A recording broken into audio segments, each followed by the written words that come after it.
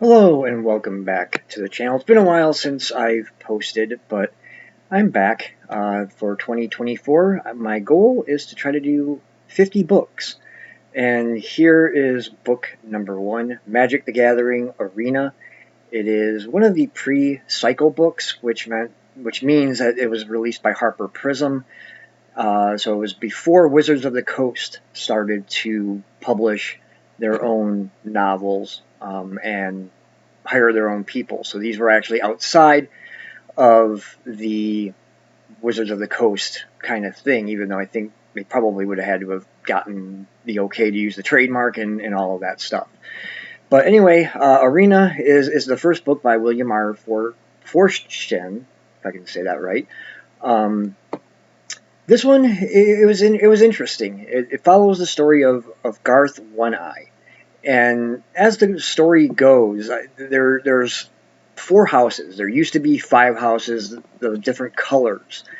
And I think the colors all represent kind of the different types of magic, but there's a festival going on in the city, and what happens is the wizards duel, and when they win, they get to pick a spell from the bag of the losing wizard.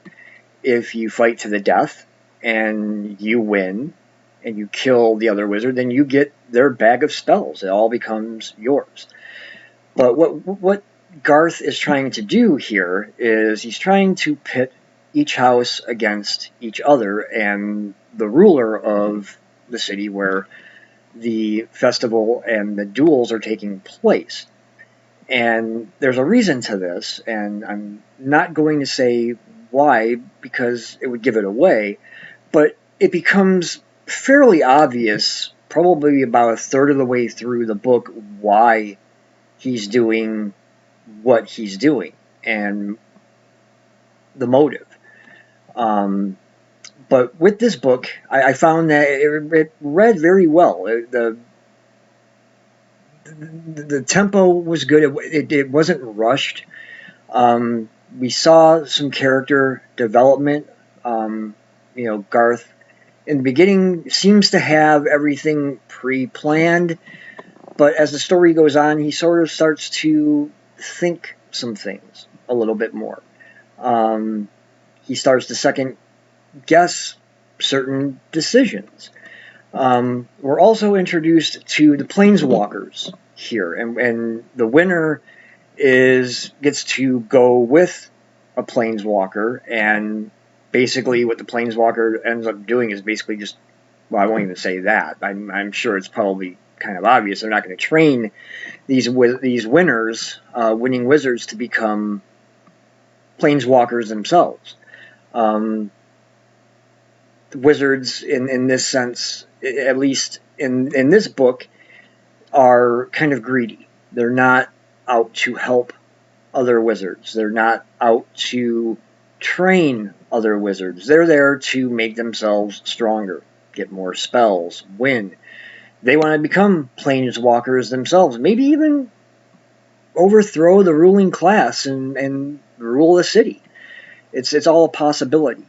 But the action, like I said, the action is well paced. It's not hurried in any way.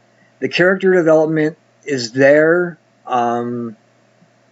Could probably be a little bit more, but the fact that we're clicking under 300 pages for this leaves you a little bit. It makes it a little bit harder to do that, I guess you could say. So it's understandable there. The thing that I really, really liked about this book is if you've played the game, the card game, Magic the Gathering, then you know a lot of the spells. You know, obviously, there's the plains magic and the swamp magic and the mountains and the forests. And I know I'm leaving one out, and I can't. The lakes, so the water spells. And they each bring out different kinds of creatures. And you know, if you've played the game, you know what a lot of the creatures or a lot of the spells are. And the nice thing with what William did in this book was that the spells that were casted by these wizards basically came right out of the game itself. So, like, if you've played the game and you're reading the book, you'll be like, yeah, I got that card. I used that card. I played that one. I mean, your deck's probably illegal now because you have to have all new cards. All the decks that I have are considered to be illegal, but I still use them and play with them for fun now and then. But reading this book, it's like, yeah, I know that spell. I know those creatures. It's cool because it pulls it right out of the game itself, and it shows that the author at least knows the game, which is good, because a lot of times you could bring in an author that knows nothing about the series, knows nothing about the game, and they just write a story, and they try to base it around the story. Now, this doesn't say Dominaria, which is basically the main plane of Magic the Gathering, but that comes in probably later in some of these pre-cycle books. But the fact really is that he at least knows enough of the game, knows enough of the spells to be able to put it all together and make the reader say, yeah, I know that spell. Now, if you're new to the game and you go back and you read this, you may not know some of these. If you got some of the older cards, then you will. But it all depends.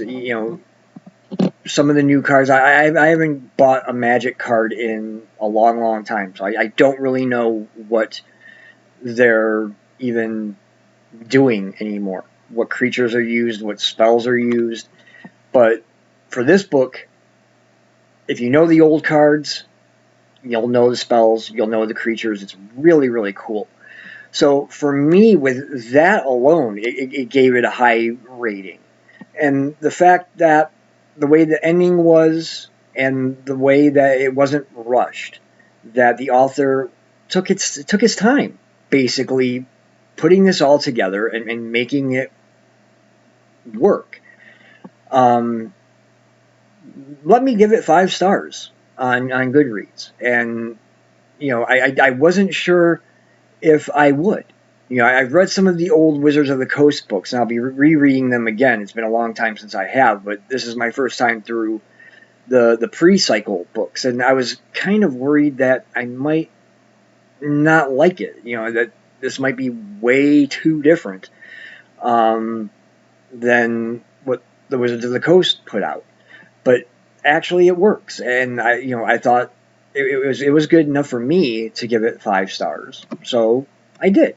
So there's my review, and like I said, I don't want to give away any spoilers because that's not what I really want to do. Because if you decide you want to go back and read this book, some things should be left as a surprise. So with that, 5 stars. As always, please like, subscribe, turn on the notifications so you know when videos are going to be popping up, because I'm going to be posting them. I'm kind of behind. I'm getting there now. This is book 1 for the year, and I've got a few more still to do.